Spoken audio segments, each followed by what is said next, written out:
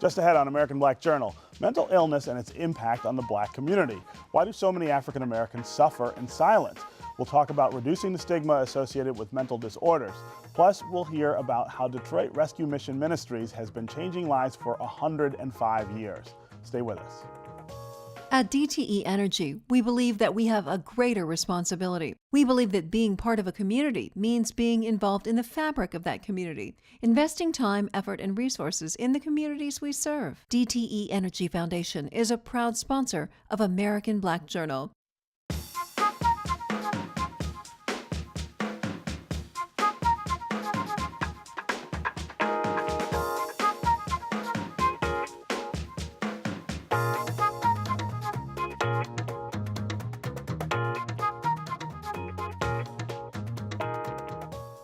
Welcome to American Black Journal. I'm Stephen Henderson. The recent suicide of comedian Robin Williams, who suffered from severe depression, has placed the national spotlight on mental illness. Left untreated, mental illness can be disabling and even life-threatening. Although African Americans have traditionally been reluctant to discuss mental health issues, research shows it's a topic that needs to be addressed. For example, 1 out of every 4 adults will experience mental illness in any given year. Over 9 million people suffer from both mental health and addiction disorders. And nearly 5 million children have some type of serious mental illness. Joining me now is Joy Calloway, who's the president and CEO of New Center Community Services, a mental health agency in Detroit. Thanks for being here. Thanks for having me. Well, those numbers are really shocking. Startling. Let's talk about why in the Black community this is something we don't talk about or that we're not comfortable talking about. There is a community stigma across the country. It's our culture here in America to be strong, to man up, to woman up, and to not talk about our challenges. We've done a decent job on the healthcare side, starting to talk about heart disease and hypertension and obesity. But mental illness and the discussion of mental health is still stigmatized because it can be such a devastating thing, and it is something that we prefer to keep quiet. Yeah. The African American community is almost twice as challenged as the larger community with the man up, be strong, be a woman. We've come from a strong history of people, get over it, pray about it, don't talk about it. And so we really have to work on bursting through that piece. Right, right. I would also imagine that part of the problem is identifying mental illness. I mean, I think a lot of people think, well, I'm just sad, or that person's just sad, they'll get over it, it'll pass. They don't really understand what the symptoms are of actual depression. Absolutely. If you were, God forbid, to fall out and grab your chest and start to have a hard time breathing, we would know what was going on. I would run over, do what I can, get someone on the phone. We would know what to do.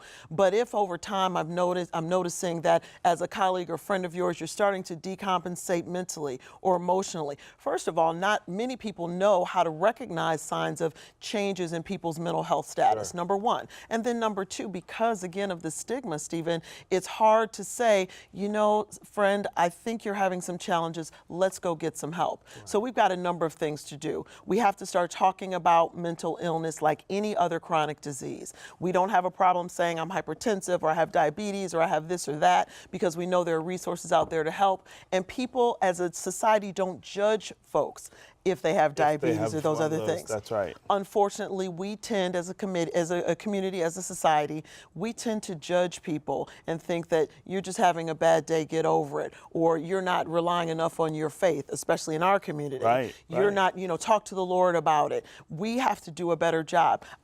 Clearly, our faith walk is going to help us for those of us who believe, but God also created people who are experts in certain areas to help us out. So as soon as I would run to a heart specialist, if I start to decompensate emotionally or mentally, I need to go to talk to someone who went to school to help my brain. Right.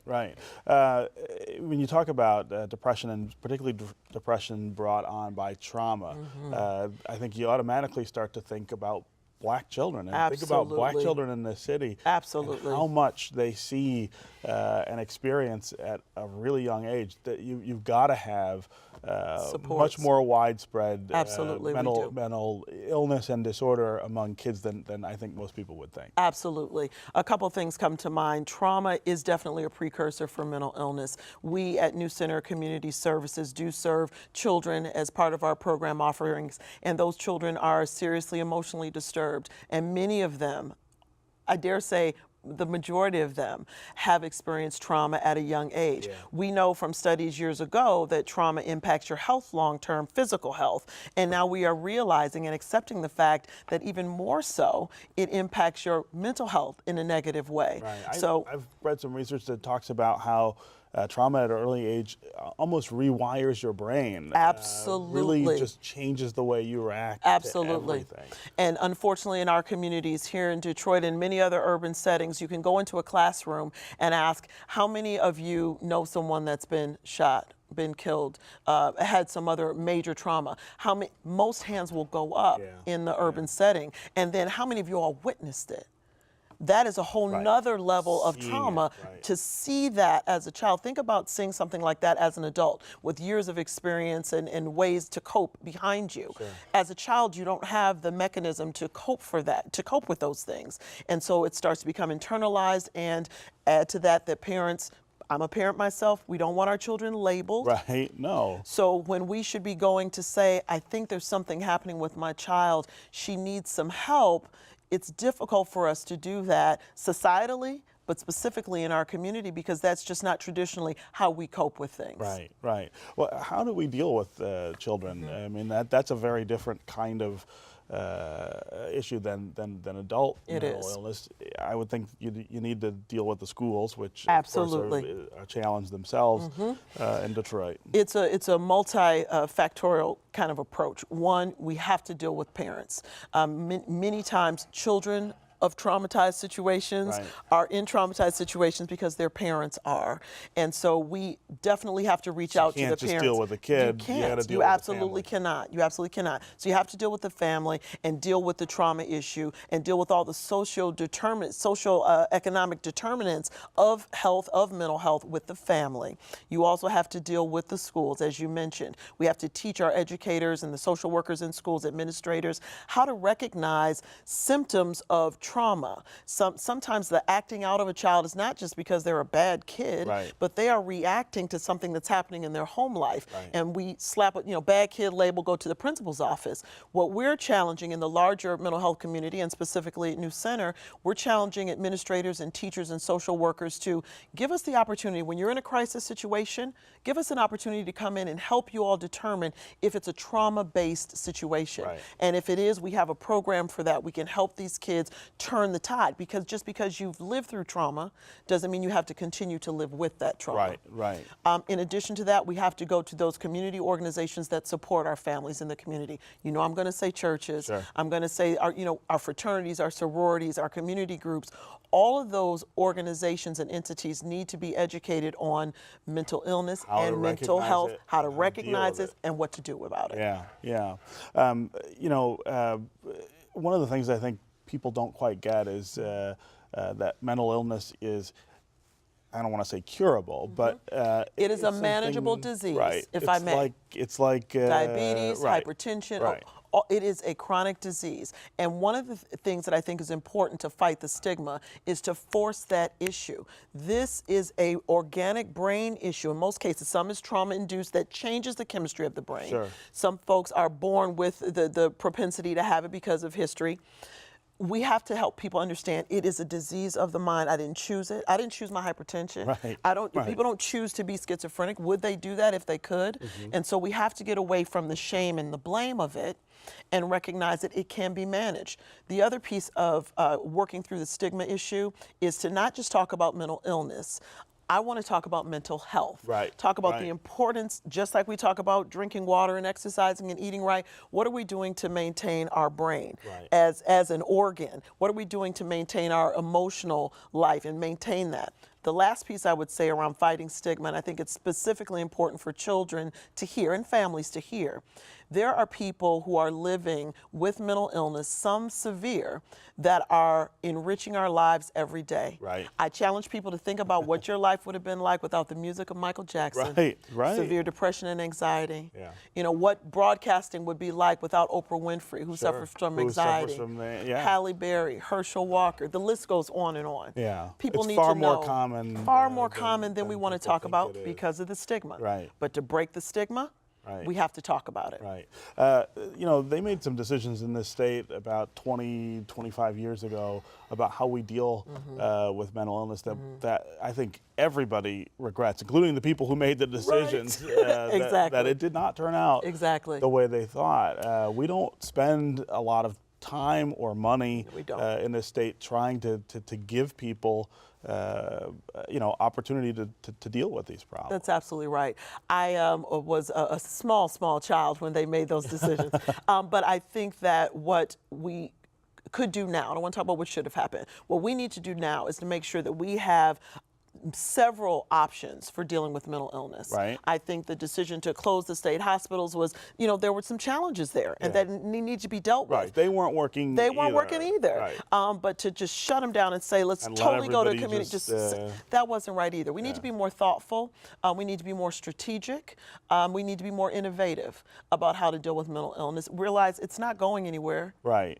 It's not going anywhere. Right. And yet, if we treat properly with medication, with therapy, with group, with supported employment, supported housing, all these things that my organization, my peer organizations offer, Right. if we support an individual living with mental illness with all of these things, they can be successful, they can be productive, they can enrich our lives, like some of the people we just talked about. Right. It can be done. Right. It can be Managed. dealt with. The governor has talked at least, you know, in broad terms about wanting to do some different things. If you could make a list of 2 or 3 things, we've got about a minute left, 2 or 3 things that would make the biggest difference in terms of state policy dealing with this problem. Oh, that is a fantastic question. And the first thing that comes to mind always is money, but I don't think it's necessarily money. We clearly need more dollars flowing through the community mental health system. Right. But I believe that we need to figure out how to make the discussion of mental health and mental illness part of educational curriculums, part of the physical health system, making sure, and we're already bringing substance abuse and substance use disorder into it, make it part of it. We just have to figure out how to make it something that we're talking about all the time. Right, right. And I think that would be the first step in dealing with this. We got to get it from behind the closet, behind the curtain, and make it less stigmatized, Stephen. All right. Well, great to have you here. Thank you. I appreciate being here. Appreciate your work, obviously. Thank you, sir. Appreciate you. Just ahead on American Black Journal, a Detroit organization is celebrating 105 years of helping the homeless and the poor. That's next, right after this look at some important moments in Detroit's Black history. I'm Ken Coleman with a look back at African American life in Detroit. This week in 1961, U.S. President John F. Kennedy nominated Wade H. McCree Jr. for a federal judgeship. In 1877, Robert L. Bradby Sr. was born in Ontario, Canada. He led Second Baptist Church from 1910 until his death in 1946. And in 1918, Dr. Charles H. Wright was born in Dothan, Alabama. He founded the Museum of African American History in 1965. These are significant events this week in Detroit's Black history, taken from the book On This Day, African American Life in Detroit.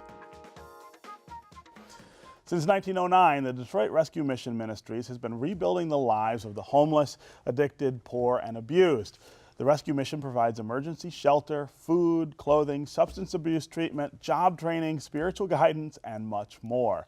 Each day, the nonprofit organization services more than 1,800 men and women and children. I'm pleased to welcome the president and CEO of the Detroit Rescue Mission Ministries, Dr. Chad Audi, along with Chief Operating Officer Barbara Willis and Thomas Harris, who is a formerly homeless veteran who now works for the rescue mission.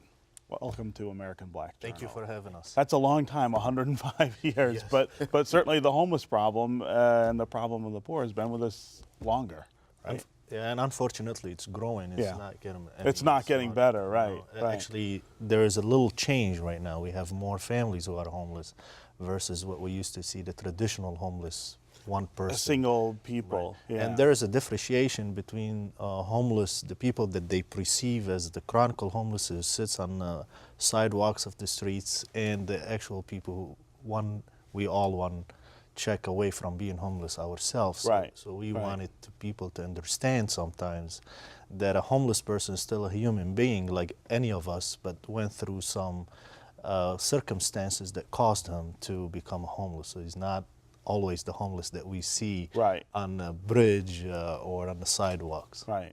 The family problem, I think, is the thing that we're seeing a lot in Detroit right now because of the economy and the struggles that we've had. You guys have got to see that in the center quite a bit. And we see the families coming in.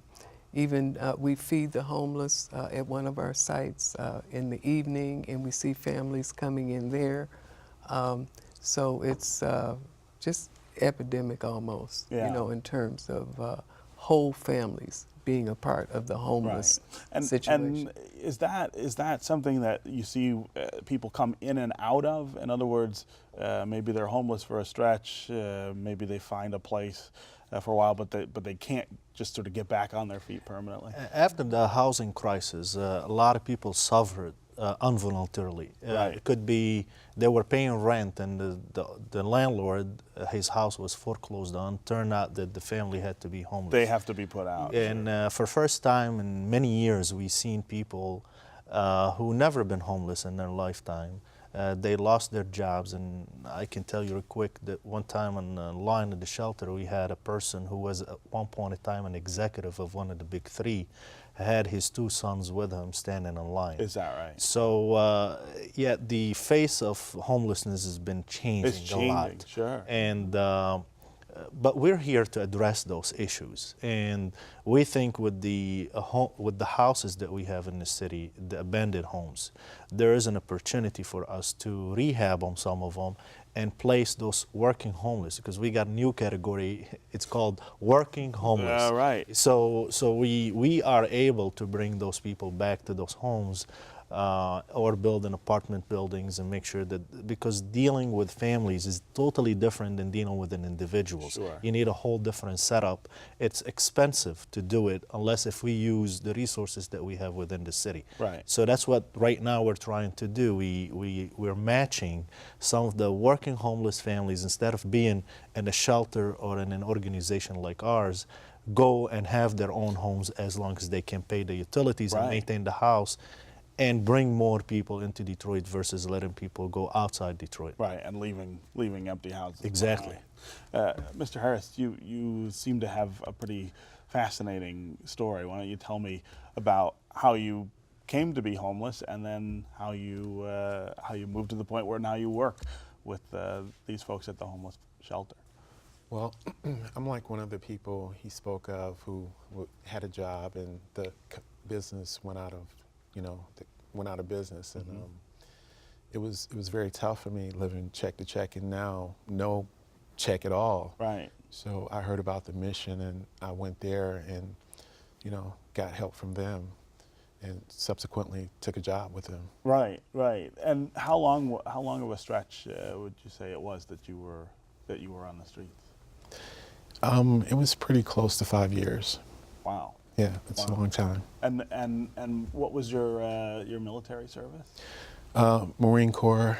I was United States Marine Corps, San Diego, trained there. I was injured in combat training, ruptured my sciatic nerve and broke my right bone in my right foot. And, I was finished combat training and came back out, and that's kind of how I got into drugs and stuff like that, trying to manage the pain. Yeah, yeah.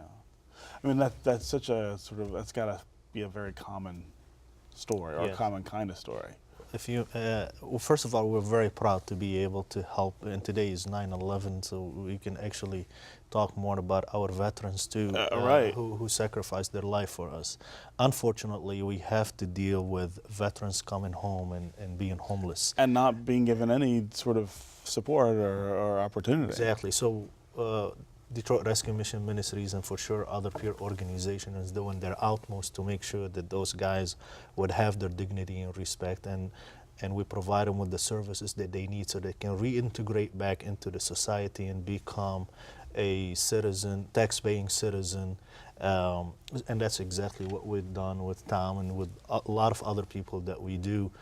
So we're very proud of being able to provide those services, even though it breaks our heart to know that people, after they do everything they can, they come back to no home. To nothing. So we at Detroit Rescue Mission Ministries every day now we emphasize on the fact that we need to preserve the dignity and respect of the people who we serve. Right. Don't look at their color, don't look at their religion, don't look where the background is. They're Let's just make people sure who we need give them help.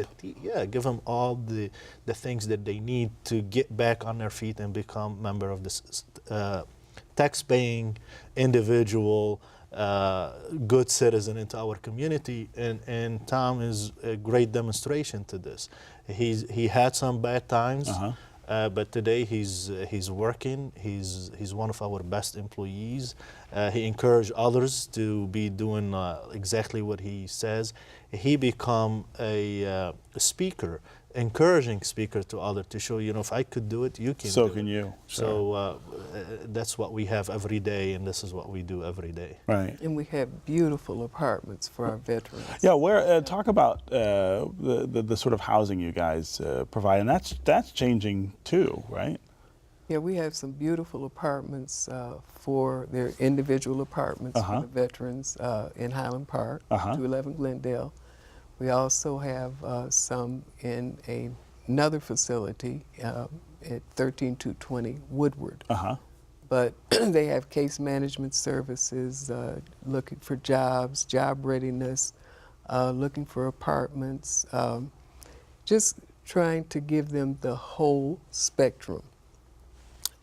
Spiritual, they need spiritual guidance. Sure. So just to make them feel that they are an integral part coming home, and not just somebody on the side, but an integral part of society. And our whole goal is to put them back into the community. Right, right. Mr. Harris, tell me about what you think it was that made the difference for you. What about the rescue mission, or what about some of the support you got, sort of turned that corner for you? Well, I think what made the difference for me is the nurturing that the rescue mission provides, the leadership, the respect that they give you, which gives you the confidence to, completely turn yourself around. Right, right. Right now in the city, there's a lot of talk about moving the support agencies from where they are, and you've got all this sort of development and excitement in parts of the city that used to be sort of the hub of these services. I mean, Midtown, I don't even call it Midtown. I haven't switched from Cass Corridor because that's what it was when I grew up, and that had a very different meaning and purpose. How tough is that for us to balance? See, if you go to any city in the United States, you'll find that the rescue missions and the providers are in Midtown. Right, in that kind of. And this is not because we chose to go to Midtown. This is because the homeless are there. That's where they trying are. to go and help them. And moving the problem does not solve the problem. Right. What we need to do is see how can we become part of the economic development within any city, because we're human and the people we serve are human who are taxpayers in the city. And there is a lot of ways to help them. So if it doesn't, why don't you give me some money to facelift my building instead of telling me you gotta be out of here? You gotta move, right. So there is a lot of ways to make sure that the individuals continue to feel part of the economic development within their own city, because when newcomers came in, those are newcomers, but we've been here for a very long time. Here, sure. So it's not time for us to say you're second class citizen. You are same as everybody else, and then we will remain where we're at no matter what the pressure is. Right. And we think we're doing a great job, and we think we're feeding into the community, and our philosophy is we're transforming people's life to become able to, like anyone they see anywhere, and we provide them with all the needs and the services they can survive the economic development in a new city. Is there a benefit to the rescue mission from the development that's happened? I mean, is it helpful to have more people, more businesses? Definitely. I guess more of a local economy. The more growth into the community, we can become the suppliers of a lot of work people, because our guys, we train them, and then they go and find a job. So when there is a big economic movement, and development happening, that's a better opportunity for our guys to get more jobs. To get jobs, and yeah. have a good sustainable living. Right. Where if it's bad, then we're graduating all those guys with a lot of skills and they can't And they find have jobs. nowhere, well, and that's been true for a long time in Yeah, Detroit. so we welcome the economic development into our city, and then we are hoping to plug in those guys into jobs and give them, hopefully, give them priority. And we ask from the government also here, especially the state, to give some incentives to the businesses when they hire people coming out of prison and people who are formerly homeless through taxes or mentally ill people who've been formerly mentally ill and been in some kind of medicine. So they give the organizations who hire them some tax incentives so they can hire those people versus just saying you're bad. Yeah. We've got some work to do there, I think, with the state and with the businesses. Yes. But it's great that you guys have been around as long as you have and are doing the work. Thank you very much. Thanks for being here. Thank you for having us. That's our program for today. Thanks for watching. You can get more information about our guests at AmericanBlackJournal.org. And as always, you can connect with us on Facebook and on Twitter. Plus, you can now hear episodes of American Black Journal on the radio. Tune in to WDET 1019 FM on Fridays at 9:30 a.m. and 7:30 p.m. We'll see you next time.